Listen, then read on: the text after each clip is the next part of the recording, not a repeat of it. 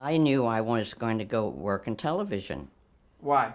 Why did you know that? because I knew it was theater. It was theater to me, and I knew that I saw from Leonard Valenta and them checking like this gentleman here with the cameras and talking and show me how to do it. So it was going to be good, and that's where I should try.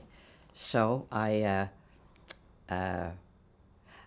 and I had NW Air, that was an advertising agency, and he was in this building with Leonard in where the theater was, and I would go up there, and uh, and so that was when I walked up and said to the lady and the man that was in. I stuck my head in, and I said yes, and she said yes. What do you want? I said I want to be in TV.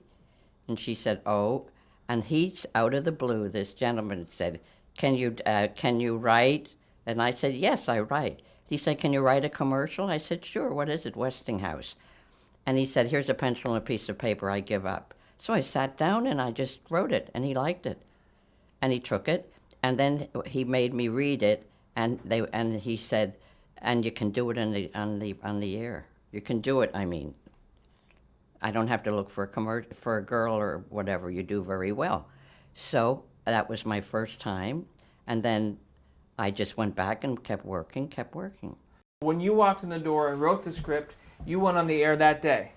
No, I didn't go on the dare that day. Wait a minute, that day. No, he took it. He took it, and I think, and he said he would let me know. And then uh, he uh, he came down toward to the second floor, and Leonard Valenta was doing some experience with television, and I told him, well, guess what? I went in and he let me do a Westinghouse. He's going to let me do a Westinghouse commercial, and I was really thrilled about that, you know. And so I never saw it on the air. Nobody ever told me it ran.